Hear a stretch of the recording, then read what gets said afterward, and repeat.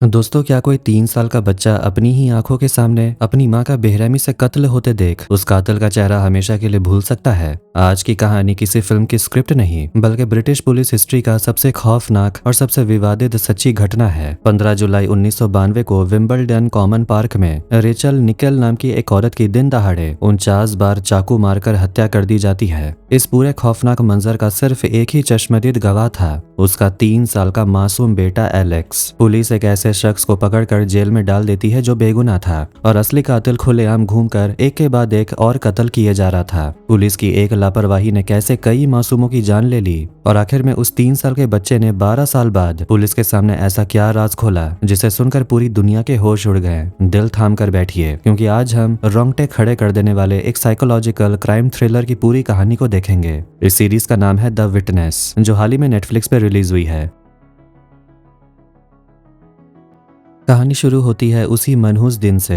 Alex park जाने के लिए तैयारी कर रहा था, मगर वो अपने पापा आंड्रे से स्वेटर नहीं पहनना चाहता। वो तो बस अपनी माँ रेचल से ही स्वेटर पहनना चाहता था। माँ बेटे पार्क जाने के लिए तैयार होते हैं और आंड्रे काम पर जाने से पहले अपनी पत्नी को किस करता है। वो बोलता है कि मैं लंच के टाइम तुम्हें कॉल करूंगा। कुछ समय बाद रेचल अपने बेटे एलेक्स को लेकर विंबलडन कॉमन पार्क आ जाती है। वो अपने बेटे के साथ थोड़ा वक्त बिता रही थी। फिर दोनों जंगल की तरफ चले जाते हैं और वहाँ आपस में टाइम बिताते हैं। दूसरी तरफ आंड्रे डिलीवरी का काम करता है और वो अपने काम पर निकल चुका था। इधर जंगल में अचानक रेचल के सामने एक आदमी आ जाता है और बस उसके बाद सब कुछ खामोश हो जाता है। कुछ समय के बाद पुलिस की टीम पार्क के पास पहुंच जाती है। एलेक्स बहुत ही जख्मी हालत में एक लेडी पुलिस ऑफिसर के पास बैठा हुआ था, एकदम गुमसुम। आंड्रे को फिलहाल इस बारे में कुछ नहीं पता। वो अपनी पत्नी को लंच के समय फोन करने ही वाला था। वो फोन लगाता है, लेकिन दूसरी तरफ से किसी अनजान आदमी की आवाज आती है। वो बोलता है कि आप जहां भी हैं तुरंत स्टेशन आ जाइए। पुलिस स्टेशन आने पर आंड्रे को 2 डिटेक्टिव अंदर बुलाते हैं। बातचीत करने के लिए आंड्रे बहुत ज्यादा घबराया हुआ था और पूछता रहता है कि मेरा बेटा कहाँ है और आखिर हुआ क्या है। डिटेक्टिव उसे बता देते हैं कि आपकी पत्नी पर हमला हुआ और चाकू से उनकी हत्या कर दी गई। आंड्रे ये सुनते ही फूट फूट कर रोने लगता है और पूछता है आखिर पार्क में क्या हुआ था। इस मर्डर को इन्वेस्टिगेट करने के लिए डीसीआई मिक विंकरसन को बुलाया जाता है। जंगल में स्पॉट पर पहुंचने पर फॉरेंसिक की टीम उन्हें बताती है कि पहला हमला शायद वहां नहीं हुआ जहां लाश मिली थी। शरीर पर घसीटे जाने के निशान है और हर तरफ खून के निशान है। उस औरत के साथ दरिंदगी हुई थी, उसे सेक्सुअली असॉल्ट किया गया था और कई बार चाकू मारा गया था। मिक वहां पर एक आदमी को देखता है तो उसे बताया जाता है कि उस बूढ़े आदमी ने ही सबसे पहले बॉडी और बच्चे को देखा था। मिक उस बूढ़े आदमी माइकल के पास जाता है और पूछता है क्या आपने उस बच्चे को कुछ बोलते हुए सुना था। बूढ़ा आदमी बोलता है हाँ, वो बस अपनी मम्मी को उठा रहा था। इसका मतलब ये था कि उस छोटे बच्चे ने सब कुछ देखा। आंड्रे डिटेक्टिव के साथ हॉस्पिटल आता है। वहाँ डॉक्टर बताते हैं कि आपका बच्चा बिल्कुल ठीक है, लेकिन हमने उसे बेहोशी की दवा दी है और वो अभी आराम कर रहा है। उसे चोट ज्यादा गहरी नहीं लगी। डॉक्टर बोलते हैं कि आप थोड़ा इंतजार करिए, हमारे साइकोलॉजिस्ट आपसे बात करना चाहते हैं। आंड्रे चाहकर भी कुछ नहीं कह सकता था। वो बस दरवाजे से अपने बेटे को देखकर शांत हो जाता है। ये खबर देखते ही देखते एकदम सनसनीखेज बन जाती है। हर तरफ मीडिया में रेचल के मर्डर की खबरें ही चल रही थी। किस तरह से मर्डर किया गया सब कुछ बताया जा रहा था। ये भी बताया जाता है कि इस मर्डर का सिर्फ एक ही विटनेस है और वो है उसका 3 साल का बेटा। ये न्यूज डिटेक्टिव इंस्पेक्टर कीथ देखकर सोचने लगता है कि आखिर उस हमलावर ने बच्चे को क्यों कुछ नहीं किया। आंड्रे जैसे ही अपने घर पहुंचता है, मीडिया उसे घेर लेती है। इंस्पेक्टर उसे किसी तरह बचाकर घर के अंदर लाते हैं। अंदर दोनों इंस्पेक्टर देखते हैं कि मीडिया वाले पड़ोसियों को पैसे दे रहे थे ताकि आंड्रे के घर के अंदर की तस्वीरें मिल सकें। इंस्पेक्टर बोलता है कि आंड्रे फिलहाल अपनी माँ के घर पर रह सकता है, वो वहाँ सेफ रहेगा। आंड्रे अपने बेटे एलेक्स के लिए कपड़े पैक करने लगता है, लेकिन उसे कुछ समझ नहीं आ रहा था। वो बोलता है कि ये सब कुछ रेचल संभालती थी। इंस्पेक्टर उसकी सिचुएशन को समझता है और बस बोलता है कि जो जरूरी है वही रख लीजिए। साइकोलॉजिस्ट से बात करते हुए आंड्रे को बताया जाता है कि एलेक्स ने अब तक एक भी शब्द नहीं कहा। वो आंड्रे को साफ साफ कह देते हैं कि आपके अपने बेटे से कुछ भी नहीं छुपाना है, क्योंकि उसने सब कुछ देखा है। उसने शुरू से ही अच्छी तरह पता होना चाहिए कि उसके साथ और उसकी माँ के साथ क्या हुआ। बाहर निकलते ही आंड्रे देखता है कि उसका बेटा नींद से जाग चुका था। वो भागते हुए अपने बेटे एलेक्स को गले लगा लेता है। आंड्रे अपने बेटे से सच नहीं छुपाता और साफ साफ कह देता है कि मम्मी के साथ एक हादसा हुआ है और वो अब हमारे साथ नहीं है।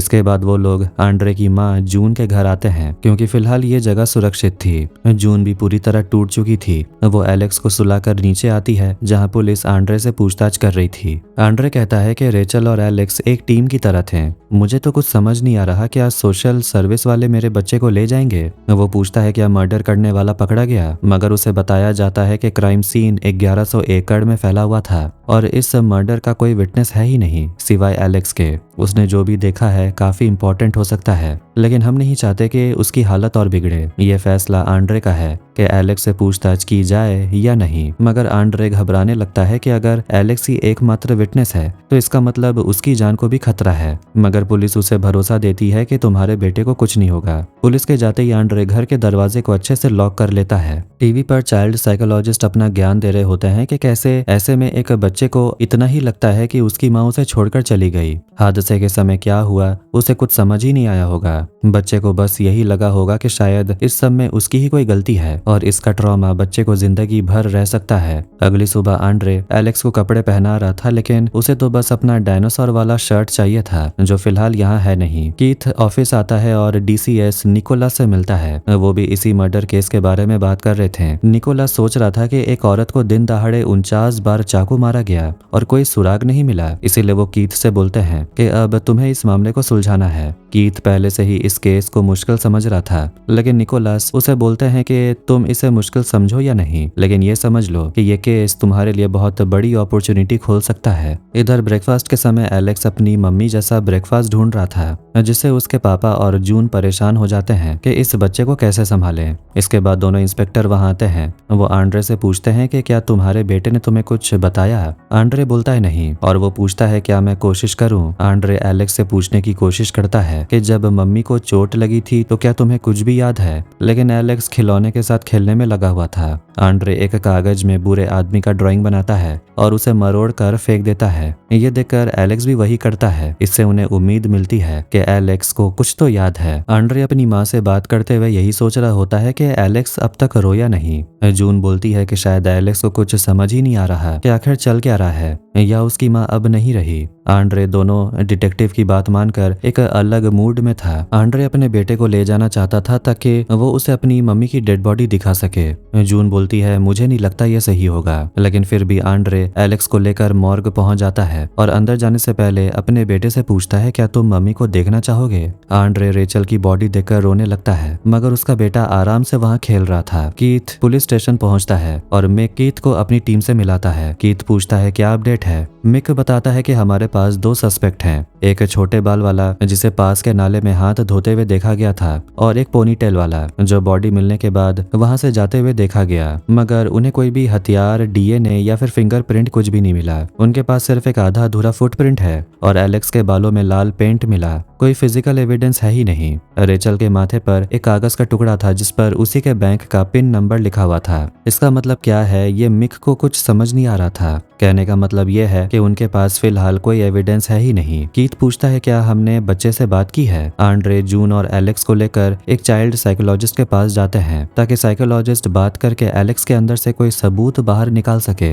साइकोलॉजिस्ट पूछती है कि एलेक्स तुम तो वहीं थे जब उस बुरे आदमी ने तुम्हारी माँ को चोट पहुंचाई। इंस्पेक्टर पूछते हैं क्या तुम्हें याद है वो आदमी कैसा दिखता था, उसने कौन से हाथ में चाकू पकड़ा था। एलेक्स बस खेलने में लगा हुआ था और गुस्से में खिलौना गिराने लगता है। अगली सुबह वो लोग फिर से कोशिश करते हैं। एलेक्स ड्राइंग बना रहा था और वो बस हाथ पटकने लगता है। आंड्रे अपने बेटे से बोलता है बस करने के लिए और आंड्रे अपने ही पापा पर चिल्लाने लगता है। उसने जो ड्राइंग बनाया था वो इंस्पेक्टर को दिखाता है। दूसरी तरफ साइकोलॉजिस्ट आंड्रे को समझाती है कि तुम्हारा बेटा वो सब नहीं बोल पाएगा जो तुम सोच रहे हो। उसके पास तो वो सब शब्द ही नहीं है, वो सब जानता भी नहीं होगा। आंड्रे सोचता है कि शायद वो एलेक्स पर कुछ ज्यादा ही प्रेशर डाल रहे हैं। वो कभी भी इस तरह गुस्से में नहीं रहता। साइकोलॉजिस्ट बोलती है कि ये भी मेरे लिए पहला जैसा ही है और पता नहीं बच्चे पर इस हादसे का आगे क्या असर होगा, मगर थेरेपी से वो थोड़ा शांत हो सकता है, नहीं तो समय के साथ ये गुस्सा बढ़ता ही जाएगा। इसके बाद कहानी जाती है साल 2002 में। एलेक्स अब न्यू स्कॉटलैंड यार्ड पहुंचता है। डिटेक्टिव आइवन वेलकम करता है। वो उसे कमरे में ले जाता है, मतलब एविडेंस रूम में। आइवन उसे बताता है कि वो रेचल वाले केस को दोबारा रीओपन करने के बारे में सोच रहे हैं। आइवन साफ कह देता है कि डीएनए टेक्नोलॉजी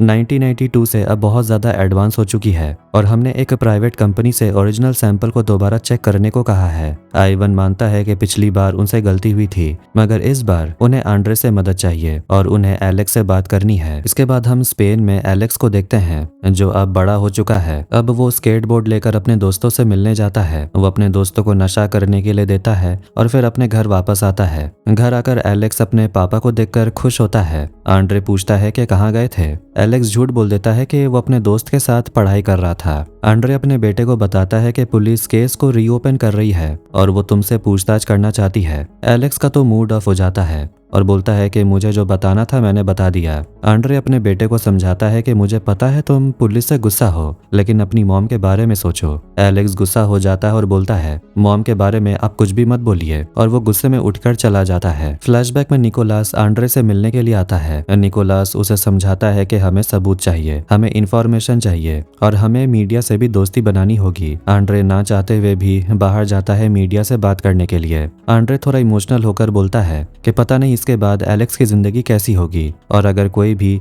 इस केस से जुड़ी इन्फॉर्मेशन जानता है तो प्लीज सामने आकर बताएं। मीडिया के कई सारे सवाल थे कि आखिर वो बच्चा कहाँ रह रहा है, मगर वो लोग चुप रहते हैं। वो वापस आता है तो देखता है कि उसका बेटा पुलिस के साथ खेल रहा था, जिसे देखकर उसे थोड़ा सा सुकून मिलता है। जून अपने बेटे को समझाती है कि तुम सिर्फ अपने बेटे के बारे में मत सोचो, अपने बारे में भी सोचो कि तुम्हें क्या चाहिए। अगली सुबह आंड्रे दोनों डिटेक्टिव के साथ उस जगह पर जाता है जहां रेचल का मर्डर हुआ था। वो बस उस जगह पर जाकर मेमोरियल में फ्लावर रखना चाहता था, मगर एलेक्स भी जिद करने लगता है कि वो भी अपने पापा के साथ जाना चाहता है। आंड्रे पूछता है क्या तुम्हें मम्मी को भी गुड बाय कहना है। एलेक्स बोलता है हाँ। डिटेक्टिव्स बोलते हैं ये आइडिया अच्छा तो नहीं है, लेकिन एलेक्स बहुत जिद करता है तो वो लोग मान जाते हैं। बाहर मीडिया खड़ी थी, मगर किसी तरह वो सब लोग उस जगह पर जाते हैं जहां वारदात हुई थी और एलेक्स वहां पर फ्लावर रख देता है। वो सिर हिलाकर बोलता है कि यही वो जगह थी जहां उसकी माँ के साथ बुरा हुआ था। आंड्रे अपने बेटे से पूछता है तुम्हें कुछ याद आया। एलेक्स सिर हिलाकर हाँ बोलता है।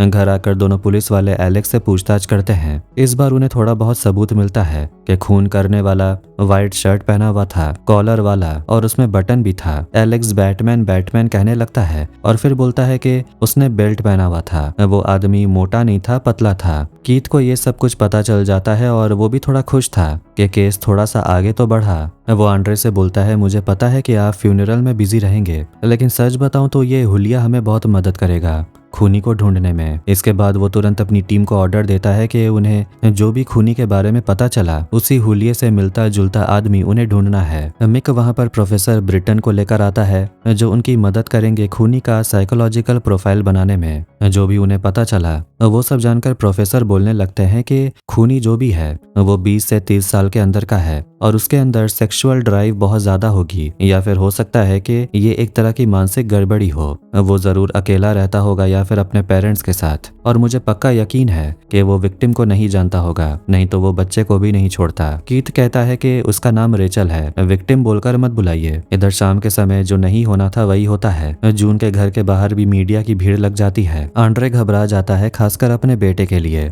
अगली सुबह ऑफिसर ग्रांट बाकियों को आकर बताते हैं कि जो आदमी नाले में हाथ धोते हुए देखा गया था उसके हाथ में भी एक काले रंग का बैग था और ये एलेक्स के डिस्क्रिप्शन से मिलता है। एक डॉक्टर की बीवी ने स्टेटमेंट दिया था कि उसने ऐसे ही एक आदमी को देखा था। उस औरत ने स्टेटमेंट में यह भी बोला था कि उसने उस आदमी की कमर पर एक पट्टी या बेल्ट जैसा बंधा हुआ देखा था, बैटमैन जैसा। इसका मतलब उस औरत ने असली कातिल को देखा था। इसके बाद उस औरत की बीवी के कहे मुताबिक खूनी का स्केच बनवाया जाता है। अब ये सब कुछ न्यूज में दिखाया जा रहा था। जो डिस्क्रिप्शन एलेक्स ने बताया था वो न्यूज वालों को भी पता चल गया था। अगली सुबह दोनों ऑफिसर्स के आते ही आंड्रे उन पर चिल्लाने लगता है कि आखिर मीडिया वालों को हमारे बारे में कैसे पता चला, मगर दोनों डिटेक्टिव बताते हैं कि इसमें हमें एक फायदा भी हुआ है। एक आदमी पकड़ा गया है और वो हमारी कस्टडी में है। जो आदमी पकड़ा गया उसका नाम कॉलिन स्टैग है, उम्र 20 साल थी। वो पार्क के पास रहता था और अक्सर पार्क में जाता था। पड़ोसियों ने कहा कि लड़का थोड़ा अजीब है और घर में कई चाकू है और ब्लैक मैजिक की किताबें भी हैं। कॉलिन से पूछताछ की जाती है और वो बताता है कि वो अक्सर अपने कुत्ते को लेकर उस पार्क में जाता था। कीथ पूछता है क्या तुमने कभी रेचल को वहां देखा है? कॉलिन बोलता है हाँ देखा तो है और वो मुझे काफी सुंदर भी लगती थी। अपने बेटे एलेक्स के साथ नदी किनारे मछली पकड़ रहा था। तभी अचानक एक औरत वहां आ जाती है। वो बीच में इंटरफेयर करने लगती है और कहने लगती है कि आपकी ही पत्नी का मर्डर हुआ था ना। आंड्रे तुरंत अपने बेटे को लेकर वहां से चला जाता है। कॉलिन के साथ इन्वेस्टिगेशन में उससे पूछा जाता है कि मर्डर के दिन पड़ोसियों ने तुम्हें अजीब बर्ताव करते हुए देखा और तुम नहाकर जल्दी तैयार हो गए थे। कॉलिन बोलता है मुझे पता है कि आप क्या कहने की कोशिश कर रहे हैं, लेकिन पड़ोसी गलत बोल रहे थे। मिक कीथ को बाहर बुलाकर बोलता है कि एक और पड़ोसी ने स्टेटमेंट दी है कि उसने कॉलिन को पार्क में जाते हुए देखा था और उसके पास उस दिन काले रंग का एक बैग भी था। डिस्क्रिप्शन से मिलते हुए कई लोगों को पकड़ा जाता है और एक औरत कॉन्फिडेंस के साथ कॉलिन पर ही इशारा करती है कि उस दिन उसने उसी को देखा था। कीथ फिर से उसे पूछता है कि मर्डर वाले दिन तुम्हें वहां देखा गया था। कॉलिन घबराते हुए कहता है मैं वो नहीं था। निकोलस सब कुछ देखकर दोनों से बोलता है कि जब तक कॉलिन खुद कबूल नहीं करता हम लोग कुछ नहीं कर सकते। वो फिर से एलेक्स की मदद लेने के बारे में बोल रहे थे और सोचते हैं क्या एलेक्स के लिए कोई अलग से इंतजाम नहीं हो सकता, क्या हम उसे कॉलिन की तस्वीर दिखा सकते हैं। कीथ और मिक मना कर देते और बोलते हैं अभी वो बच्चा है और वैसे भी उसके कन्फेशन को इतना इंपॉर्टेंस नहीं दिया जाएगा। छोटे से बच्चे को दोबारा ये सब झेलने की जरूरत नहीं है, जो करना है अब हमें ही करना है। इधर साल 2002 में आंड्रे और एलेक्स एक दोस्त के घर पर आते हैं और वहां पर लंच में फिश सर्व की जाती है। एलेक्स अपनी माँ के कहने पर सिर्फ वेजिटेरियन खाना खाता था और मछली देखकर उसका मूड खराब हो गया था। एलेक्स कहता है वो नॉनवेज नहीं खाता और लोगों से थोड़ा सा ट्राई करने को बोलते हैं, लेकिन एलेक्स अड़ा रहता है और एकदम मछली खाना नहीं चाहता। आंड्रे को ये सब ठीक नहीं लगता और वो अपने बेटे से बोलता है कि चुपचाप मछली खा लो। एलेक्स अपने पापा से बोलता है आप मॉम को नीचा दिखा रहे हैं। आंड्रे अपने बेटे से बोलता है कि अगर मॉम यहाँ होती तो तुम्हारे इस बर्ताव से शर्मिंदा होती। अब चुप। असली खूनी को पकड़ने के लिए पुलिस अपने काम पर लग जाती है। वो लोग आंड्रे को आकर बताते हैं कि हमारी एक अंडरकवर पुलिस ऑफिसर है जो कॉलिन को लव लेटर्स लिख रही है और बदले में कॉलिन अश्लील चीजें लिखना शुरू कर चुका है। आंड्रे बोलता है ये तो एक तरह का हनी ट्रैप है। कीथ कहता है कि इससे असली खूनी खुद अपने आप जाल में फंस जाएगा। उन्हें अभी भी यकीन है कि कॉलिन ही असली कातिल है। आंड्रे उन्हें बता देता है कि पोस्टमार्टम की जांच खत्म होने के बाद वो एलेक्स को लेकर यहाँ से चला जाएगा। वो कहाँ जा रहा है वो ये नहीं बताता और ना ही अपना फोन नंबर देने वाला था, क्योंकि जितने कम लोग जानेंगे उतना ही उन दोनों के लिए सेफ है। मिक भरोसा दिलाता है कि एक दिन सब ठीक हो जाएगा, मगर आंड्रे को ये सब सुनकर बकवास लगता है। वो पूछता है कि क्या आप भरोसे के साथ बोल सकते हैं कि हमारे लिए लाइफ नॉर्मल हो जाएगी। फिर वो जैसे ही पुलिस स्टेशन से निकलता है बाहर मीडिया उस पर सवालों के बौछार कर देती है, मगर आंड्रे उन पर ध्यान न देते हुए अपनी बाइक पर बैठकर वहां से चला जाता है। इसके कुछ समय के बाद आंड्रे अपने बेटे एलेक्स के साथ फ्रांस आ जाता है। गाड़ी में वो अपने बेटे को समझा देता है कि हम जहाँ जा रहे हैं वहाँ नए लोगों को बताना मत कि तुम्हारी माँ के साथ क्या हुआ। तुम लोगों को क्या बताओगे जरा मुझे बताना। एलेक्स बोलता है एक्सीडेंट। आंड्रे बोलता है बिल्कुल सही, और ज्यादा कोई पूछे तो कह देना कि कार एक्सीडेंट। अंधेरा होने को था और वो एक जगह रुककर मैप में रास्ता देखने लगता है। दूसरी तरफ लंदन में बड़े बड़े ऑफिसर्स रेचल मर्डर केस को लेकर बातें कर रहे थे। निकोलस बाकियों को बताता है कि कॉलिन ही असली खूनी है और हमारी अंडरकवर पुलिस ऑफिसर लिजी उसे फोन पर बात कर रही है उसे फंसाने के लिए। वो कीथ से पूछता है क्या हम कॉलिन को गिरफ्तार कर सकते हैं। कीथ बताता है कि हम प्रोग्रेस कर रहे हैं और हम देख रहे हैं कि लेटर से ये पता लगाया जाए कि सच में वो खूनी है या नहीं। हमें पता है कि वक्त बहुत कम है और हमें भी खूनी को पकड़ना है, क्योंकि रेचल के परिवार से हमारा रिश्ता भी थोड़ा गहरा हो गया है। निकोलस और सवाल पूछता है तो कीथ बताता है कि कॉलिन हमारी अंडरकवर ऑफिसर को मिलने के लिए प्रेशर डाल रहा है। इस काम में खतरा तो जरूर है, पर अगर सस्पेक्ट को खुला छोड़ दिया गया तो मामला और गड़बड़ हो सकता है। इधर फ्रांस में आंड्रे एलेक्स को लेकर एक पुराने घर में आता है और वहां पर वो दोनों मजे करने लगते हैं। निकोलस अकेले में कीथ से मिलता है और बताता है कि हम इस केस में 1 मिलियन पाउंड से ज्यादा खर्चा कर चुके हैं। मैंने सबके सामने नहीं बताया, लेकिन मैं जानता हूँ कि एक अखबार वाले को हमारे अंडरकवर ऑपरेशन के बारे में पता चल चुका है। कीथ बोलता है कि हमें थोड़ा सा भरोसा रखना होगा। निकोलस बोलता है लेकिन हर चीज की एक लिमिट होती है, पैसों की भी और सब्र की भी। इसके बाद कहानी जाती है साल 2004 में स्पेन में। आंड्रे किसी से फोन पर बात कर रहा होता है, मगर तेज म्यूजिक की वजह से वो ठीक से बात नहीं कर पा रहा था। अब उसके घर में एक लड़की कार्ला भी रहने लगती है और आंड्रे कार्ला से बोलता है कि एलेक्स को जरा बोलना म्यूजिक का वॉल्यूम थोड़ा कम करने के लिए। आइवन आंड्रे को फोन पर बताता है कि रेचल के कपड़ों पर एक डीएनए मिला है जो ना आपका है और ना ही एलेक्स का। शुरुआती जांच में तो कॉलिन से मैच नहीं हो रहा है, लेकिन हमें थोड़ा और पक्का होना होगा। आंड्रे फिर देखता है कि गुस्से में उसका बेटा घर से चला जाता है। एलेक्स अपने दोस्तों के साथ होता है और वो सीढ़ी के रेलिंग के ऊपर स्केट बोर्ड दौड़ाता है, जिससे वो गिर जाता है। आंड्रे स्कूल में टेनिस कोच बन चुका था। जब वो घर जाता है तो कार्ला बताती है कि एलेक्स घर नहीं आया। इतने में एलेक्स घर आ जाता है और फिर उसके और आंड्रे के बीच झगड़ा होने लगता है। आंड्रे अपने बेटे से पूछता है कि क्या तुम्हें चोट लगी है, मगर एलेक्स अपने पापा से ठीक से बात भी नहीं करता और कमरे का दरवाजा बंद कर देता है। कार्ला आंड्रे को समझाती है कि मुझे पता है तुम अपने बेटे को प्रोटेक्ट कर रहे हो, मगर तुम हमेशा उसके साथ तो रहोगे नहीं। उसे थोड़ी बहुत गलतियां करने दो, वरना वो बड़ा कैसे होगा। फ्लैशबैक में फ्रांस में आंड्रे एक बैग में कुछ पैसे और पासपोर्ट रख रहा होता है। एलेक्स सवाल पूछता रहता है कि इस बैग में ये सब क्यों रख रहे हो। आंड्रे अपने बेटे को समझा देता है कि जरूरत पड़े तो जल्दी से हम ये बैग लेकर भाग सकें। कोई भी पूछे तो इसके बारे में बताना मत। बाद में आंड्रे अपनी माँ जून से बात कर रहा होता है और कह रहा होता है कि यहाँ उन्हें ढूंढने के लिए कोई नहीं आएगा। जून समझाती है लेकिन तुम हमेशा के लिए तो अपने बेटे को दुनिया से दूर नहीं रख सकते। वो कहती है कि समय के साथ सब कुछ बदल रहा है और मुझे इसी चीज का डर है। बाद में आंड्रे एक वीडियो रिकॉर्ड करता है जिसमें वो बेटे से हत्यारे के बारे में पूछता है। एलेक्स अब थोड़ा बहुत याद करके बोलने लगा था। वो कहता है कि उस आदमी के पास एक चाकू था। आंड्रे पूछता है उस वक्त तुम कहाँ थे। एलेक्स बोलता है मैं मम्मी के पास बैठा हुआ था क्योंकि उनके सिर के पास एक कागज था। आंड्रे बोलता है वही कागज जिसमें पिन नंबर लिखा हुआ था ना, तुमने उसका क्या किया। एलेक्स बोलता है मैंने कागज को वहीं रख दिया,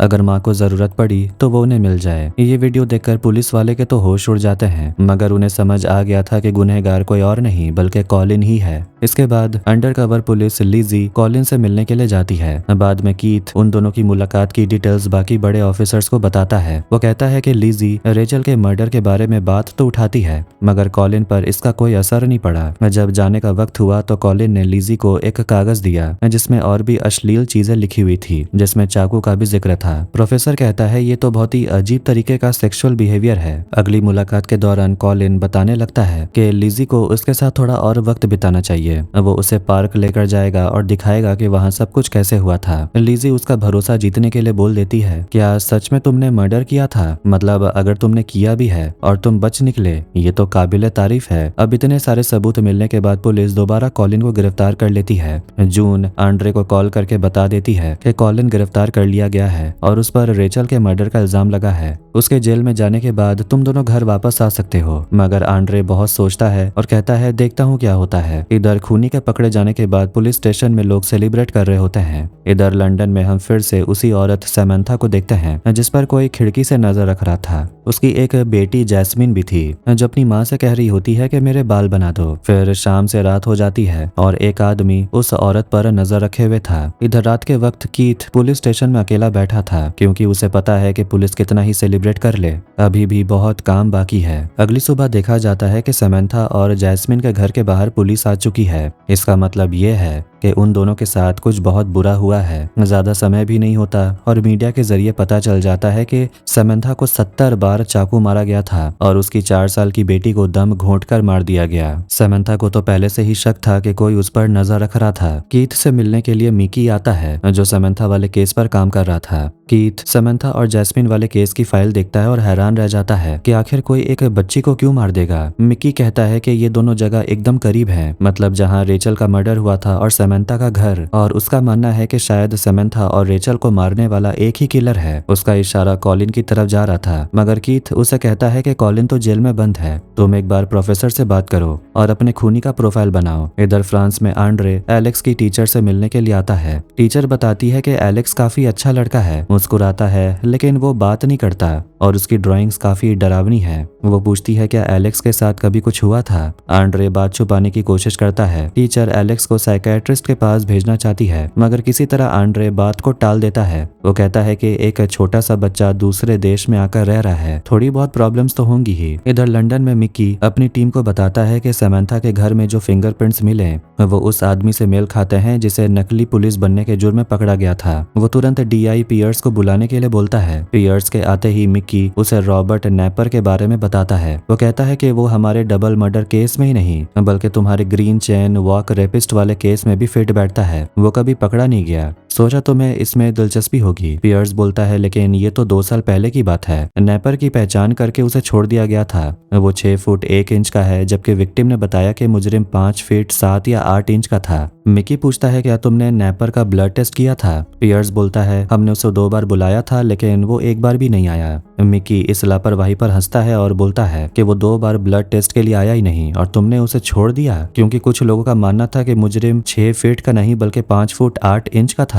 मिक्की साहब बोल देता है कि हम नैपर को गिरफ्तार कर रहे हैं और उसका ब्लड भी लेंगे और फिर देखेंगे कि उसने क्या क्या किया है और क्या नहीं। दूसरी तरफ कॉलिन को सजा देने के लिए ट्रायल शुरू होता है मगर पहले ही ट्रायल के बाद कीथ आंड्रे को कॉल करके बताता है कि सेशन को रोक दिया गया है। शायद केस में कुछ गड़बड़ी हो गई है। जज का कहना है कि पुलिस के पास जो सबूत पहले से पड़े हैं उन्हें वो पहले इन्वेस्टिगेट कर लें, उसके बाद वो अंडरकवर ऑपरेशन वाले सबूत को कोर्ट में पेश करने की परमिशन देंगे। कोर्ट में वकील जज को समझाने की बहुत कोशिश करता है कि अंडरकवर ऑफिसर को छल कपट करके मुजरिम को फंसाना पड़ता ही है। अगर ऐसा ना किया जाए तो सबूत बाहर आएंगे ही नहीं। मगर यहाँ मुजरिम से कुछ भी कबूलवाना नहीं था बल्कि उसकी सेक्सुअल फैंटेसी की जांच करना था। कीथ आंड्रे को कॉल करके इन्फॉर्म करता है कि वेडनेसडे को फैसला सुनाया जाएगा, तब तक हमें इंतजार करना होगा। आंड्रे अपने बेटे के साथ अकेला वक्त बिता रहा था मगर उसके चेहरे से ये साफ दिखता है कि वो यहाँ अपनों से दूर खुश तो नहीं था। अब जज अपना फैसला सुनाते हैं तो जिसकी उम्मीद थी ठीक उसका उल्टा होता है। फैसला पुलिस के खिलाफ था। जज का मानना है कि पुलिस मुजरिम को पकड़ने के लिए जो भी करती है वो सब सही है लेकिन कभी कभार पुलिस लाइन क्रॉस कर देती है, जो कि इस बार भी हुआ। इसी वजह से लिजी जो कि अंडरकवर ऑफिसर थी उससे जुड़ी हुई कोई भी इंफॉर्मेशन ज्यूरी को पेश नहीं की जाएगी। इसका मतलब ये था कि कॉलिन को बाइज्जत बरी किया जाता है जिससे कि कॉलिन हंसने लगता है। आंड्रे ये सब सुनकर पूरी तरह टूट चुका था और सोचता है कि अब हमें शुरू से शुरुआत करनी होगी। कीथ भरोसा दिलाता है कि कॉलिन ही गुनहगार है। मुझे पता है मैंने तुम्हें निराश किया लेकिन भरोसा रखो। आंड्रे गुस्से में बोलता है कि अब मैं पुलिस के झांसे में नहीं आने वाला। न्यूज में यह खबर छा जाती है कि कोर्ट के फैसले से कॉलिन को छोड़ दिया गया और अब फिर से वही सवाल है कि आखिर रेचल निकेल की हत्या किसने की। आंड्रे को एक फोन आता है और ये फोन एक रिपोर्टर का था जो बोलता है हम घर के बाहर खड़े हैं। गुस्से में आंड्रे अपने बेटे को अंदर भेजता है और रिपोर्टर्स को डराकर भगा देता है। यहाँ 2004 में आंड्रे को एलेक्स के स्कूल में बुलाया जाता है। प्रिंसिपल बताती है कि एलेक्स को बाथरूम में गांजा पीते हुए पकड़ा गया और उसे स्कूल से निकाला भी जा सकता है। आंड्रे पूछता है कि आज सिर्फ एलेक्स ही था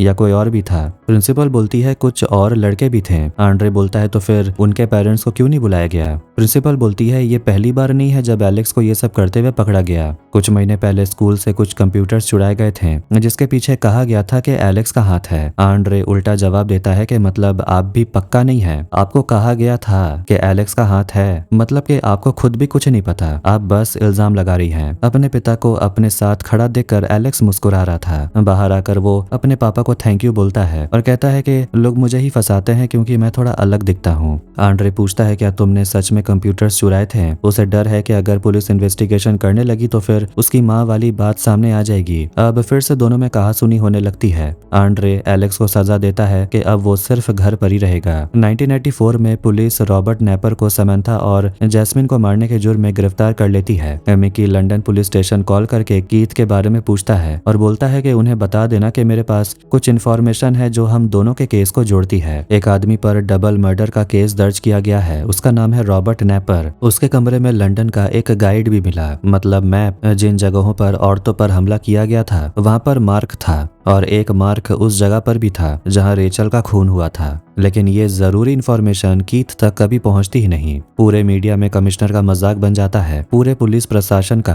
क्योंकि अब तक ये एक मर्डर केस सॉल्व हुआ ही नहीं था और इतने महीने गुजर गए थे। इस वजह से कीथ को काम से निकाल दिया गया था। दूसरी तरफ एलेक्स काफी ज्यादा उदास था क्योंकि अब उसके पापा उसे स्पेन लेकर जा रहे थे। 2004 में एक सुबह आंड्रे देखता है कि एलेक्स अपने कमरे में नहीं है। वो अपने बेटे को ढूंढने के लिए निकलता है और हॉस्पिटल पहुंचता है जहां वो देखता है कि उसका बेटा एडमिट था। वो स्केट बोर्डिंग स्केटबोर्डिंग करते हुए गिर गया था। फिर वहां पर 2 पुलिस ऑफिसर आते हैं। आंड्रे हैरान होता है और पूछता है कि आखिर चल क्या रहा है। पुलिस बताती है कि बस स्टेशन के पास में 2 ग्रुप्स में झगड़ा हुआ था और हमें यकीन है कि एलेक्स इस झगड़े में शामिल था। आंड्रे बोलता है आपको कोई गलतफहमी हुई है, लेकिन एलेक्स का मुंह बंद हो जाता है जब पुलिस सब सच बता देती है कि एलेक्स ऐसे लोगों के साथ रहता है जो उम्र में बड़े हैं, शराब पीते हैं, सिगरेट पीते हैं और नशा करते हैं। हमें लगता है कि पुलिस की गाड़ी को नुकसान पहुंचाया गया था और उसमें भी एलेक्स का हाथ है। दोनों पुलिस के जाने के बाद आंड्रे अपने बेटे पर काफी ज्यादा गुस्सा करता है कि सबकी नजरों से दूर रहकर मैं वहां रहना चाहता था, लेकिन उसका बेटा हमेशा काम बिगाड़ देता है। वो कहता है क्या इसी दिन के लिए तुम्हारी माँ ने अपनी जान दी थी? एलेक्स बोलता है आप हमेशा यही बोलते हो। अब हम कहाँ जाएंगे? कौन से देश में? हम फिर से भाग जाएंगे? एलेक्स पूछता है क्या पुलिस ने मुझ पर इल्जाम लगाए हैं? आंड्रे बोलता है नहीं, तुम लकी हो कि उनके पास तुम्हारे खिलाफ कोई सबूत नहीं है। एलेक्स पूछता है कि माँ ने अपनी जान दी थी, इसका क्या मतलब है? आंड्रे बताता है कि रिपोर्ट के हिसाब से तुम्हारी माँ ने ना कोई स्ट्रगल किया था और ना ही खुद को बचाने की कोशिश की थी, क्योंकि वो तुम्हें बचाने की कोशिश कर रही थी। उन्होंने तुम्हारे लिए अपनी जान दी। तुम्हारी माँ अगर तुम्हें इस तरह देखती तो उन्हें कैसा लगता? आंड्रे अपने पापा से बोलता है बकवास बंद करिए, आपको बस गिल्ट है कि आपने मेरी और माँ की हिफाजत नहीं की। मैं आपसे प्यार करता हूँ लेकिन मैं कभी आपकी इज्जत नहीं करता।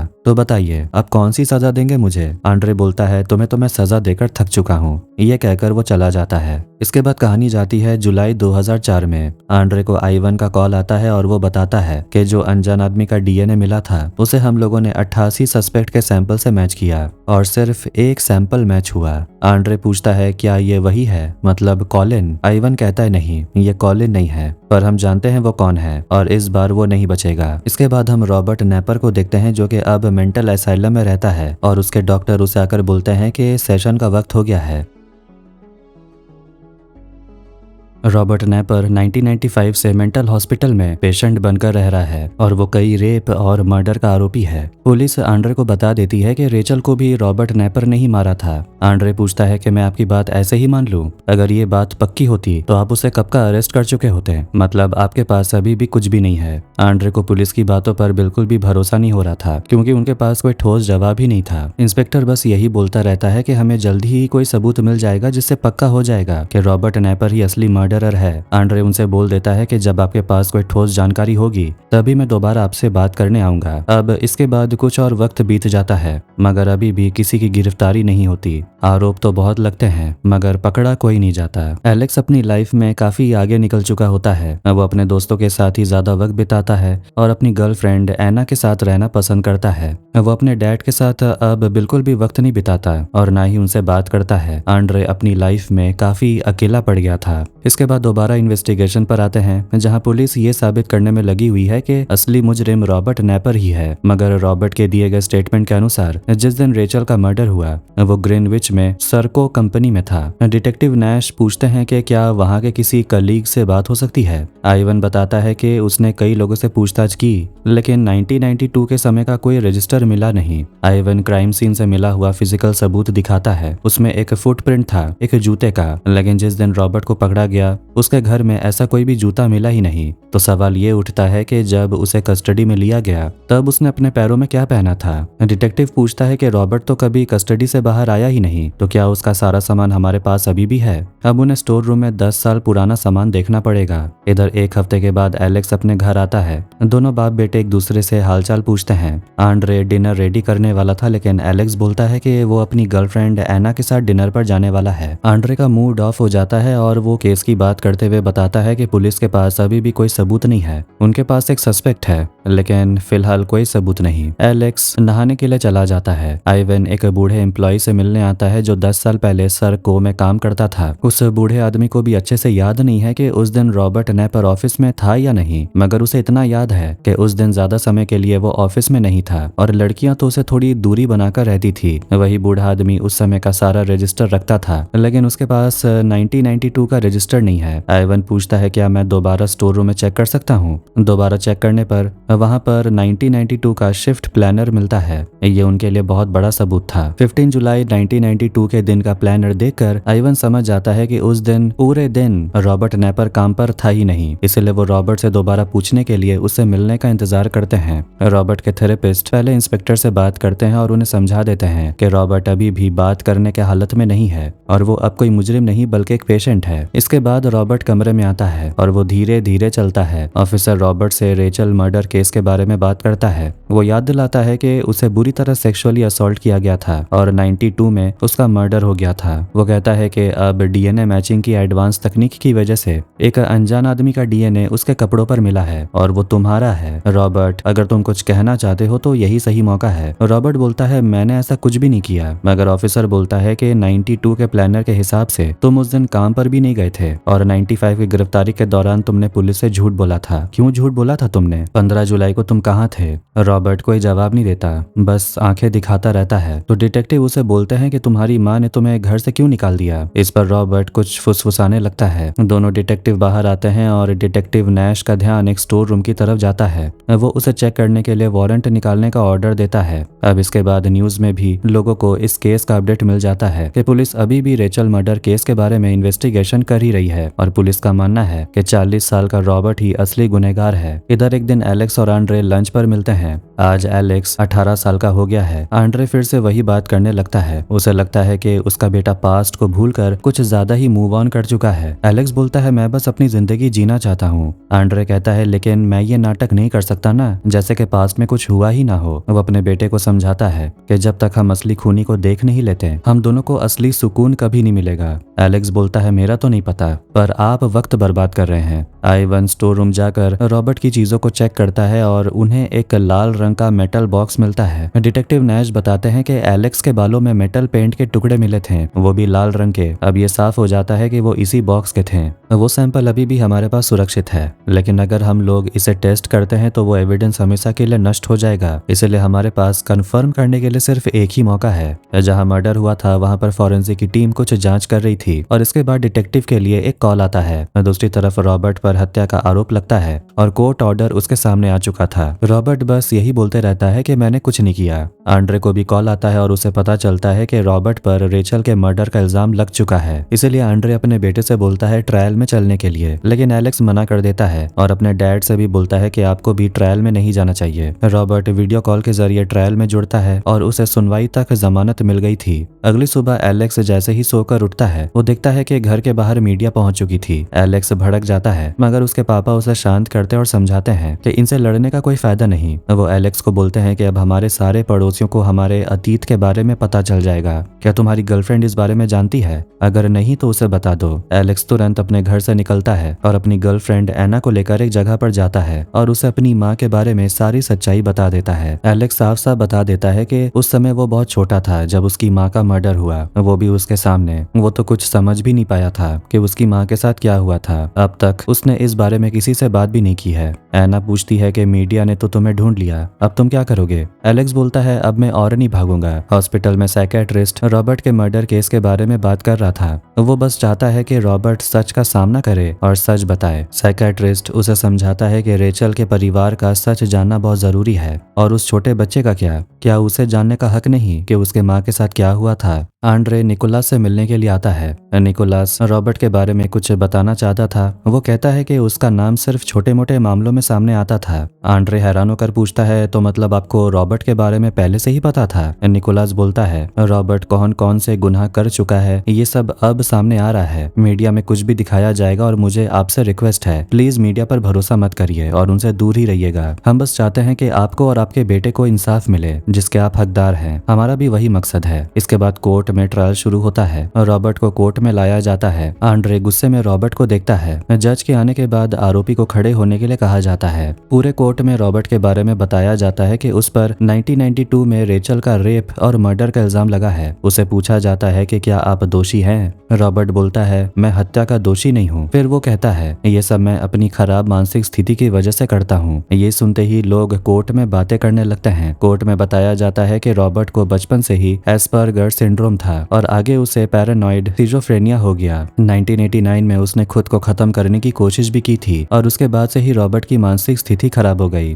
कोर्ट में रॉबर्ट के डॉक्टर्स बताने लगते हैं कि कैसे रॉबर्ट को लगता है कि उसके पास सुपर पावर्स है। कहने का मतलब ये है कि रॉबर्ट मेंटली थोड़ा डिस्टर्ब है। अब इसके बाद जज अपना फैसला सुनाती है। वो रॉबर्ट को देखकर बोलते हैं कि आप समाज के लिए काफी खतरनाक इंसान हैं, इसलिए आपको हमेशा के लिए मेंटल हॉस्पिटल में ही रखा जाए। रॉबर्ट को वहां से ले जाया जाता है, मगर जाने से पहले वो कह देता है कि बच्चे से कह देना कि मुझे उसके लिए काफी अफसोस है। आंड्रे बाहर आकर निकोलस से मिलता है। निकोलस बोलता है उम्मीद है कि कोर्ट के फैसले से आप थोड़े खुश होंगे। असिस्टेंट कमिश्नर थोड़ी देर में मीडिया से कुछ कहने वाले हैं, क्या आपकी परमिशन से ये स्टेटमेंट भी जोड़ दिया जाए। आंड्रे गुस्से में स्टेटमेंट पढ़ता है और बोलता है कि इतने समय के बाद आपके पास यही है बोलने के लिए, ये केस इतना लंबा क्यों चला, आप उसे किसी की जान लेने से पहले रोक भी सकते थे। निकोलस के पास कोई जवाब नहीं था। असिस्टेंट कमिश्नर मीडिया के सामने कोर्ट में जो कुछ भी हुआ सब बता देते हैं और पब्लिकली कॉलिन से माफी भी मांगते हैं कि उन पर झूठा इल्जाम लगाया गया। आइवन, डिटेक्टिव नैश और उसकी टीम काफी खुश होती है और राहत की सांस लेती है कि आखिर मुजरिम को सजा मिली। आंड्रे अपने बेटे से मिलता है। एलेक्स पूछता है कि उसने माफी क्यों मांगी, उसे तो कोई फर्क नहीं पड़ता होगा। आंड्रे बोलता है कि वो तो दिमागी रूप से बीमार है, उसे खुद भी नहीं पता होगा कि उसने ऐसा क्यों बोला। बाहर आकर एलेक्स से उसकी गर्लफ्रेंड पूछती है कि तो तुम्हारे लिए सब कुछ खत्म हो गया,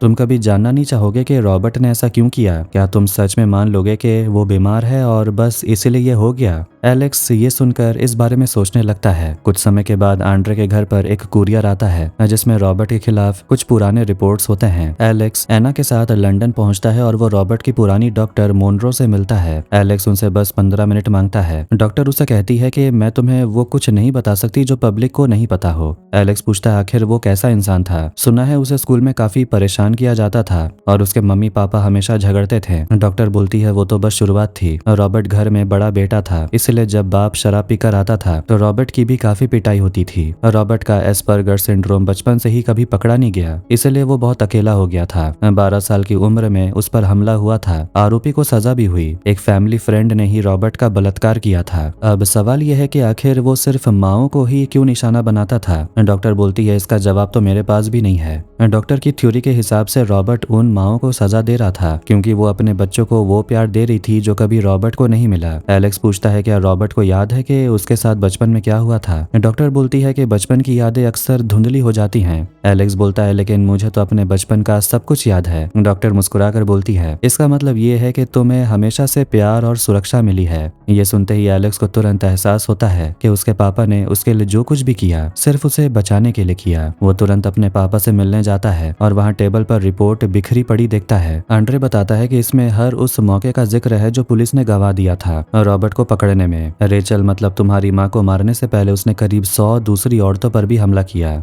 रिपोर्ट के हिसाब से 1989 के समय रॉबर्ट की माँ ने खुद पुलिस को फोन करके बताया था कि उसके बेटे ने कबूल किया है कि उसने रेप किया है, लेकिन पुलिस ने कोई कदम नहीं उठाया और फिर 1 साल बाद उसने रेचल को मार दिया। उसके कुछ समय के बाद रॉबर्ट को एक और औरत के घर के सामने मतलब सैमंथा के घर के सामने देखा गया, मगर पुलिस ने क्या किया, उन्होंने रॉबर्ट को वापस अपने घर भेज दिया और ठीक 3 महीने बाद रॉबर्ट ने सैमंथा और उसकी बेटी जैस्मिन की हत्या कर दी और ये सिलसिला चलता रहा। पुलिस गलती करती रही और वो हमेशा मौके से चूक जाते थे। एलेक्स बताता है कि मैं रॉबर्ट के साइकेट्रिस्ट से मिला। रॉबर्ट के बचपन में बहुत कुछ गलत हुआ था, मगर आंड्रे समझाता है कि ये रॉबर्ट माफी के काबिल नहीं है। एलेक्स चिल्लाकर बोलता है जब किसी के पास अपनों का साथ नहीं होता तो वो अक्सर सही फैसले नहीं ले पाता और रॉबर्ट के साथ यही हुआ। वो आगे कहता है मुझे पता है मैंने आपसे कहा था कि मैं आपकी इज्जत नहीं करता, लेकिन अब ऐसा बिल्कुल नहीं है। मेरे मन में आपके लिए बहुत रिस्पेक्ट है, आपने मुझे जिंदा रखा। आंड्रे को एहसास होता है कि शायद अब उन्हें आगे बढ़ना चाहिए, लेकिन वो कहता है मैं तुम्हारे बिना आगे नहीं बढ़ पाऊंगा। एलेक्स अपने पापा का हाथ थाम लेता है और इसी के साथ यह कहानी यहीं पर एंड होती है। तो कैसी लगी आज की स्टोरी कमेंट करके जरूर बताना। वीडियो पसंद आया वीडियो को लाइक कर दें, चैनल को भी सब्सक्राइब कर दें। मिलता है नेक्स्ट वीडियो में। Take care.